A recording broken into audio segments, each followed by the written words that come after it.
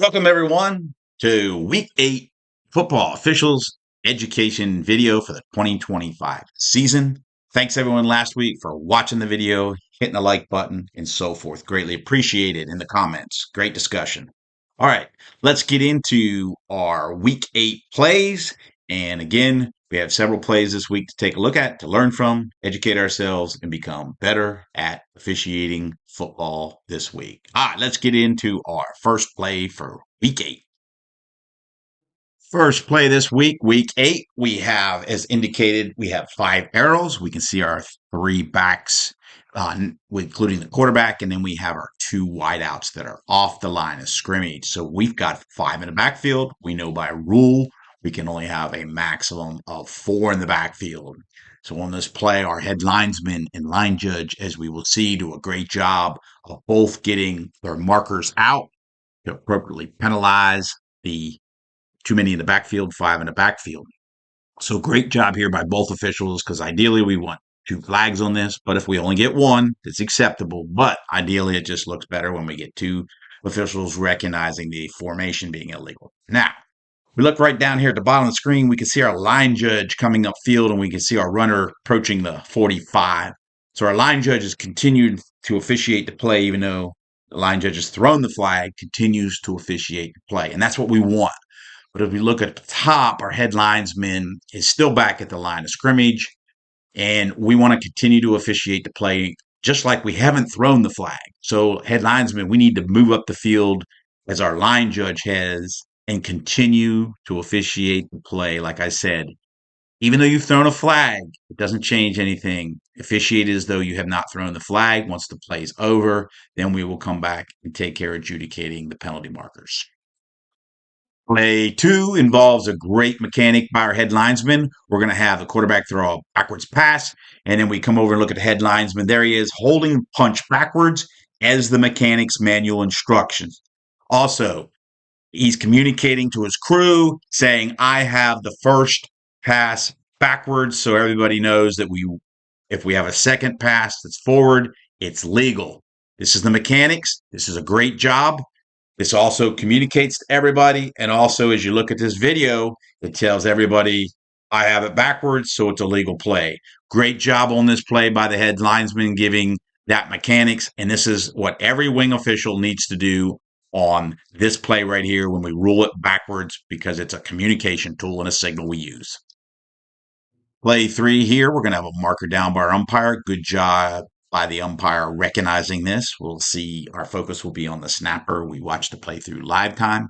So let's come back and take a second look at it. And as we look at our snapper, which I'll have highlighted here, we need to know what Rule 7, Section 2 says, Article 4, a snap shall be such that the ball immediately leaves the hand or hands of the snapper.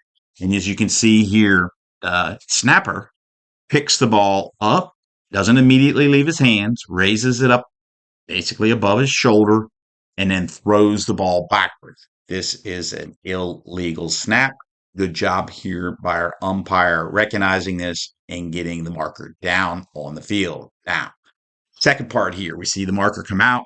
It looks like the umpire raises his whistle up. Good job there. But when we get our marker out, as you'll see here, our next step should be our whistle. And then before we start giving preliminary signals, because we don't use those in high school, we need to stop the clock. We need to give the stop the clock signal 2 times over our head to shut down the play and stop the clock. So it should be flag, whistle, stop the clock signal. Will look much better. Play 4, we're going to look at the new rule, Rule 4-3-1, the exception. When a forward fumble goes out of bounds or is ruled out of bounds between the goal lines, the ball should be returned to the spot of the fumble. So we look here at this play right here, right about the 40. It's hard to see, but you can see the ball's going to come out right around the 40-yard line, and it's going to be fumbled forward. And so first, who can see this, right? Line judge is trailing, probably has the best opportunity to see this. Back judge here maybe blocked out. Other thing here is back judge may have gotten a little close to this play, because if they would cut back, it would put you in a rough situation. Now, it doesn't happen here, but try your best to stay between the hash marks, just a little distance. But who sees this? And we can see the ball come down and goes out around 35, 36, somewhere in that ballpark. So this ball should come back to the 40 because we have a forward fumble underneath our new rule here in 2025. And again, this may be challenging to see, but we need to be prepared and aware of this and make sure that we are aware of the rule. And as we'll see here, the ball ended up getting put at the 34. So just be aware if you did see this, that the ball would come back to around the 40-yard line on this play in accordance with Rule 4. Play 5, I really like play 5. It really demonstrates a great job. Referees, watch this play. This is what referees need to do on the field. So our referee with the spot of the ball is probably somewhere around the middle of the field. And we see this play come to the near sideline. This shows great hustle, great mechanics, great dead ball officiating, great game management here by the referee. Quarterback ends up right in front of the opponent's team bench. And we know that's, can be a volatile area. And we're going to see the quarterback throw the ball downfield, gets bumped out of bounds. We can see our line judge can't help because he's got a play upfield of a possible catch involving the sideline. Where's our referee at? We can see our referee has hustled over to that sideline and recognizes that the quarterback is somewhere behind the opponent's team bench. And that's the opponent's quarterback. So we, whether it's quarterback or not, we still need to get him. But the opponent's quarterback is in that team bench, and that's where sometimes things can occur. So what does our referee do? He hustles over there, works his way back, finds our quarterback, and now our referee is going to escort our quarterback onto the field, becomes escort for his safety to get him back out of that team bench and make sure nothing happens during this dead ball period. Great hustle, great mechanics, great job by our referee. This is what referees need to do on these plays. Play 6 is a play we're going to discuss here involving the sideline and out of bounds. And as officials, we have to adhere to the officials' code of ethics in Appendix G, page 104. We need to read that. And then we need to adhere to the rules.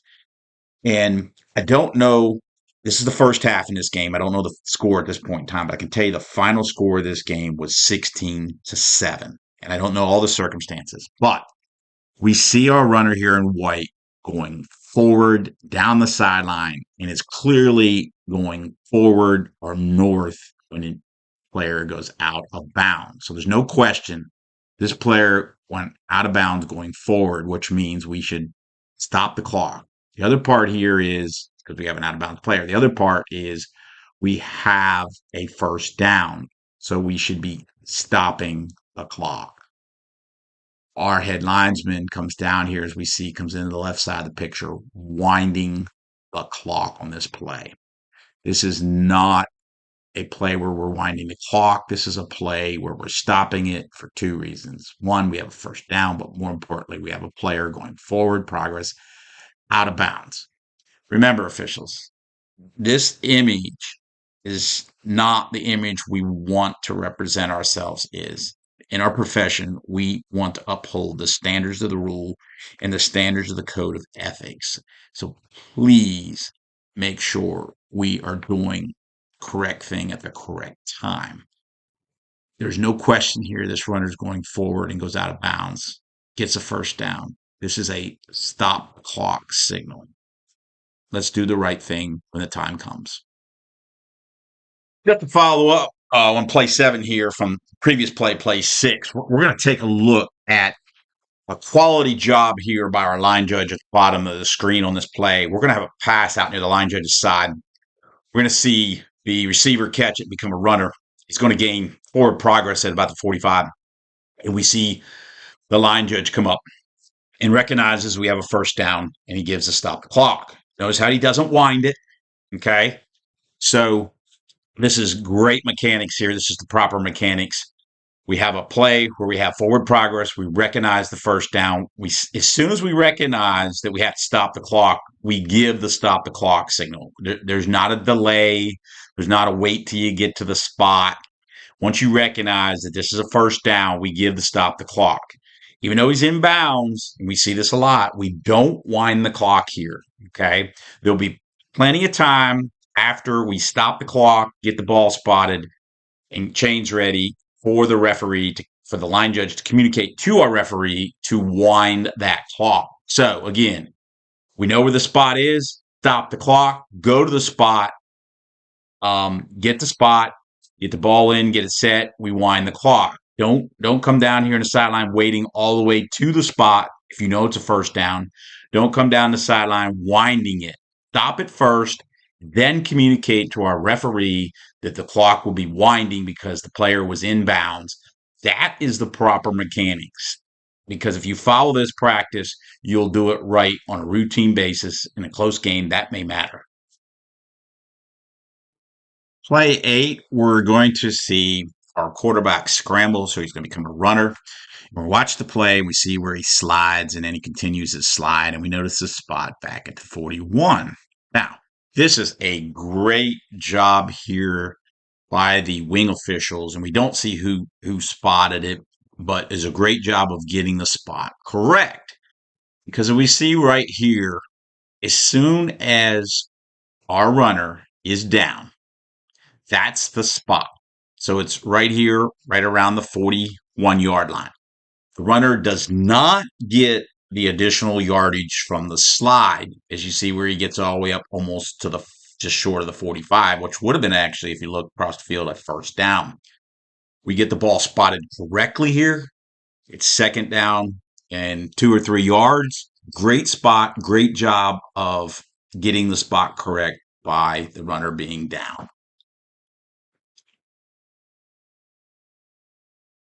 Play 9 this week is probably something that we probably need to improve upon on getting on the field, and it's hard to get. But we're going to look right inside the circle. We're going to look specifically at the defensive player there, and you can see him use his left hand. He gets up underneath and pushes on face mask or face area of the offensive player. And this is illegal. Now, if he grabs, turns, and twists the face mask, obviously we would have a face mask foul. But here he just pushes his head back. You can see the offensive player head go way back. And this is something we need to, as officials, we need to get better at observing and penalizing, because you can see it is an advantage. It is illegal. And if we call this illegal use of the hands in high schools, what the foul would be, it would be the signal in the book for signal 43. And you'll take a little bit close up here. It's a little blurry, but you can see right here, he gets up underneath and pushes the offensive player's head back. So when we're officiating, we all need to do our best to try to improve on looking for this foul so we can get this. Because sometimes this is where the helmets come off, and then that player by rule gets sent off. But in actuality, it was an illegal use of hands, and it really should have been the player stay on and a penalty against the opponent for using his hands illegally. So do your best to improve upon this. Play 10, we pick up after the snap. The ball is snapped right around the 1-yard line here. And I want to point out our line judge position. So at this point in time, our line judge should already be in position at the goal line and also not so close to the field. So before the game, take that goal line marker and move it back, because you're going to want to be 4, 5, 6 yards off of that pylon and on the goal line on a play like this. If you stay in this position as a wing official, sooner or later, you are going to get hit by the players, and it's going to put you in a position to possibly get hurt. So for your safety, get back, as we're going to demonstrate in play 11 this week. We are going to see our line judge in a good position to be in position at the goal line, first of all, to see the goal line. Second of all, look how far back our line judge is on this play compared to the previous play for his safety, because that play is right there at the goal line sideline.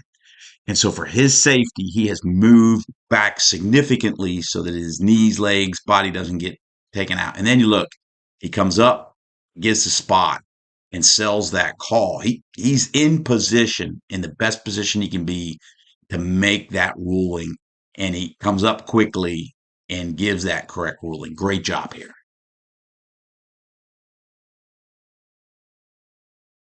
Final play this week, play 12, we're going to look at is going to be a kickoff.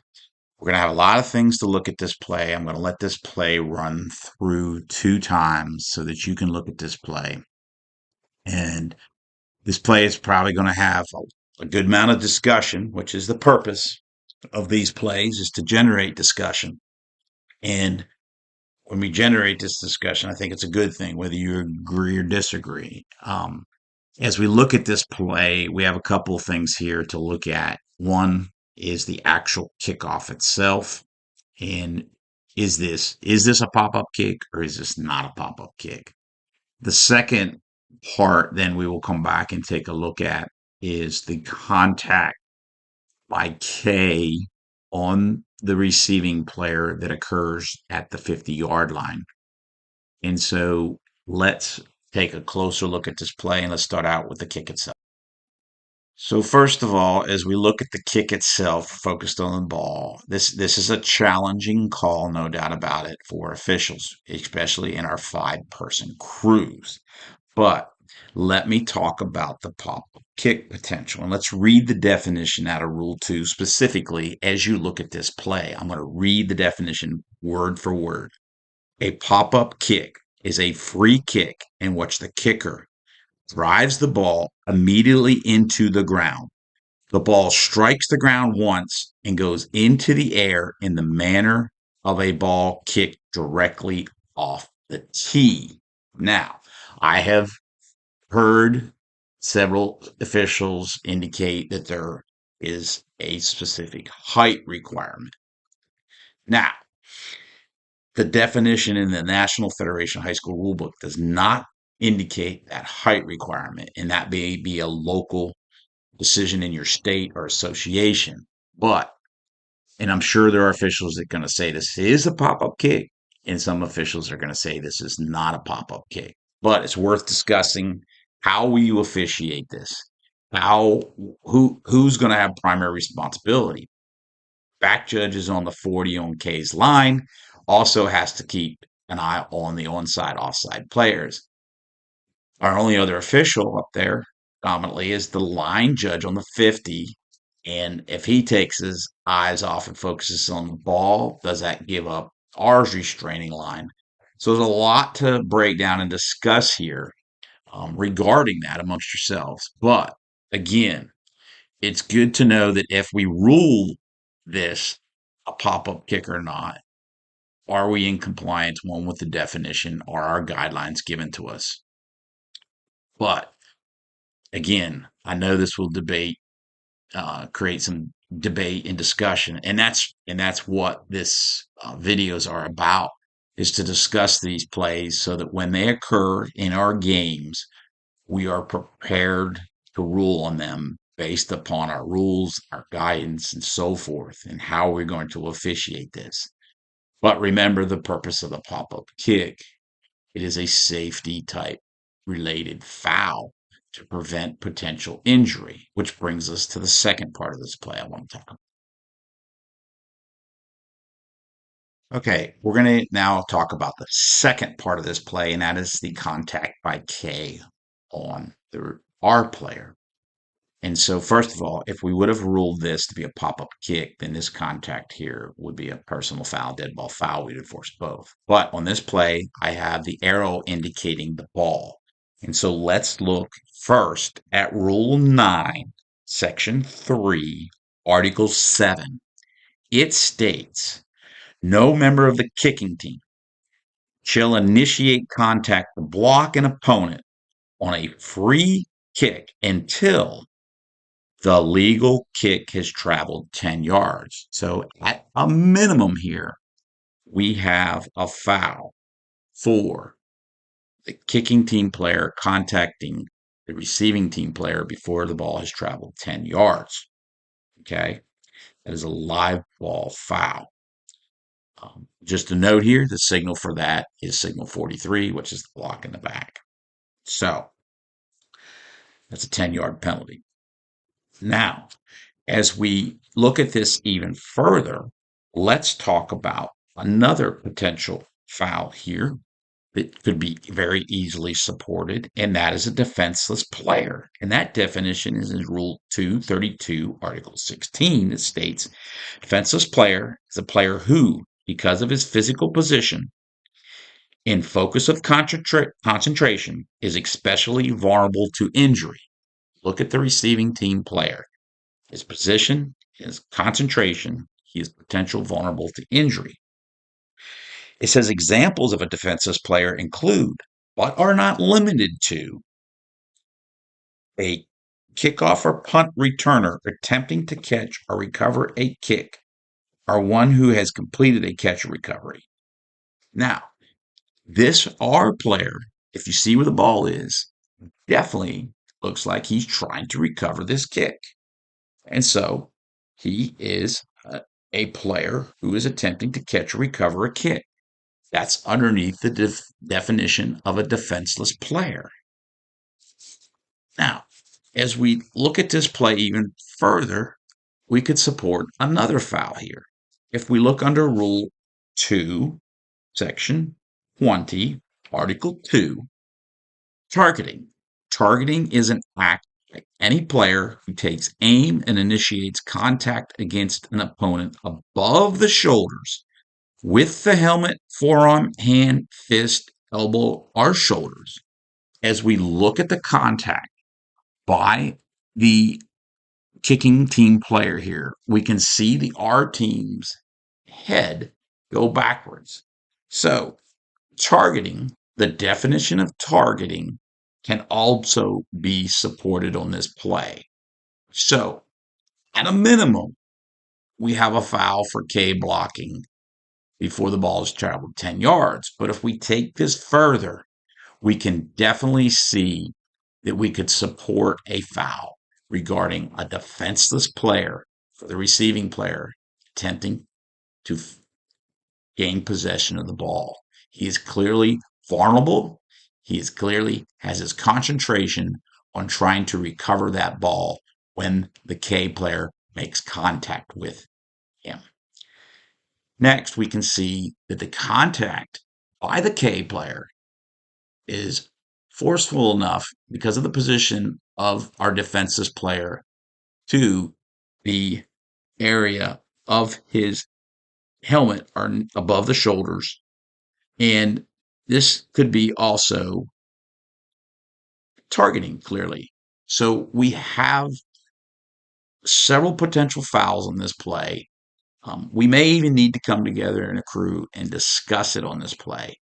But without a doubt, there should be, at a bare minimum, contact by the K team before the ball traveled 10 yards. But targeting your defenseless player could easily be supported on this play.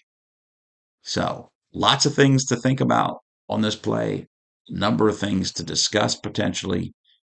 And this is a really good play for us to learn from and take notice and work forward in our future games.